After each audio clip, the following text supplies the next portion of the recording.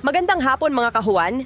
Sa paglubog ng araw, habang unti-unting dumidilim at pinapalamig ng dapit hapon ang ating kapaligiran, narito na naman ang weather ni Juan upang magbigay ng pinakahuling balita tungkol sa ating panahon.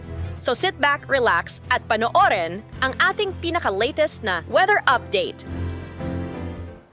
Magandang hapon. Update muna tayo sa lagay na ating panahon ngayong araw ng Sabado, October 21, 2023.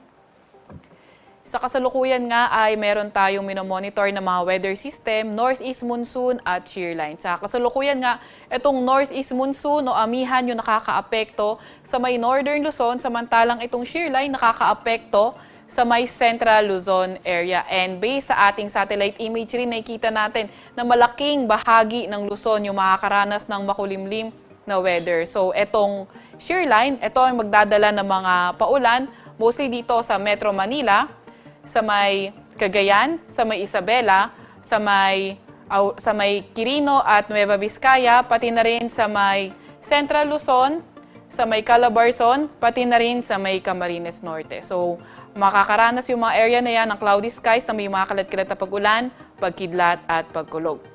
Samantalang itong northeast monsoon o amihan magdadala ng cloudy skies with rains. Dito naman sa mga area dito sa may Ilocos Region, sa may Cordillera Administrative Region at nalalabing bahagi ng Cagayan Valley. Kaya asahan din natin cloudy skies with light rains naman sa areas na yon.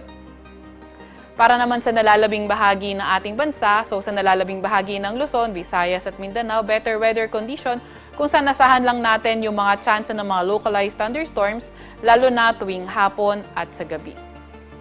Wala din naman tayo na monitor na low pressure area or bagyo na nasa loob or malapit sa ating Philippine Area of Responsibility. Para naman sa lagay ng panahon bukas, inaasahan natin mostly dito sa may silangang bahagi ng Northern Luzon, patuloy pa rin yung maulap na papawirin na may mga may hinang pag-ulan. Bunsod pa rin na ating hanging amihan. Yung shear line naman, magdadala pa rin ng mga cloudy skies with scattered rain showers and thunderstorms dito sa may silangang bahagi ng Central Luzon, sa may Calabarzon, pati na rin sa may Camarines Norte. Kaya yung ating mga kababayan na nakatira sa mga landslide-prone areas at flood-prone areas ay pinag-iingat pa nga rin natin sa mga banta ng pagbaha at pagguho ng lupa, lalo na tuwing moderate to at times heavy yung mga pag-ulan natin.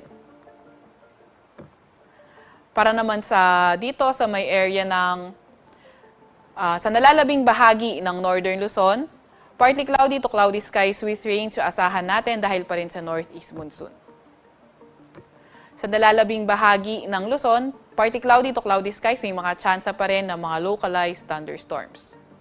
Dito sa Metro Manila kung saan shear line pa rin yung magpapaulan for tomorrow, asahan natin yung temperatura for tomorrow na 25 to 29 degrees Celsius.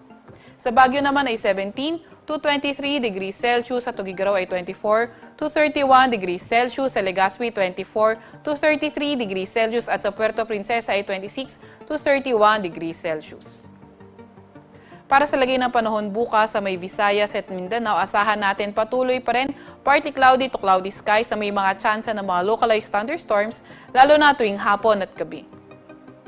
Agwat ng temperatura sa Iloilo at Tacloban maglalaro mula 26 to 32 degrees Celsius. Sa may Cebu naman ay 25 to 32 degrees Celsius. Sa Cagayan de Oro ay 26 to 31 degrees Celsius. Sa Davao ay 26 to 33 degrees Celsius.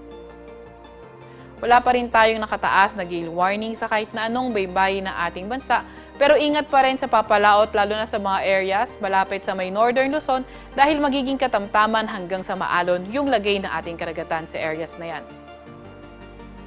Para naman sa 3-day weather outlook ng mga pangunahing syudad natin, inaasahan natin sa Metro Manila, magpapatuloy pa rin yung epekto ng shear line kaya inaasahan natin na magiging maulan pa rin Monday until Tuesday. Pero pagdating naman ng Wednesday, better weather condition or improving weather na tayo sa Metro Manila area. Sa Baguio, Legazpi City, Metro Cebu at Metro Davao, inaasahan natin dito sa may Baguio mainly is partly cloudy to cloudy skies pa rin na may mga isolated light rains.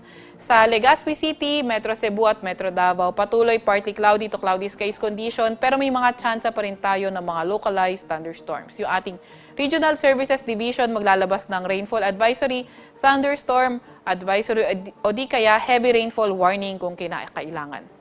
Agwat ang temperatura sa Metro Manila sa susunod na 3 araw maglalaro mula 25 to 31 degrees Celsius, sa Baguio naman ay 16 to 24 degrees Celsius, sa Legazpi ay 25 to 33 degrees Celsius, sa Metro Cebu ay 25 to 32 degrees Celsius at sa Metro Davao ay 25 to 33 degrees Celsius.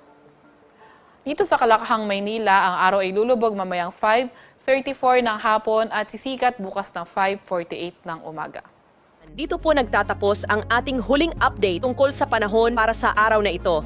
Naway nakatulong sa inyo ang ating weather updates para sa inyong pang-araw-araw na update, trivia at kaunting dagdag kaalaman tungkol sa panahon at klima ng ating bansa.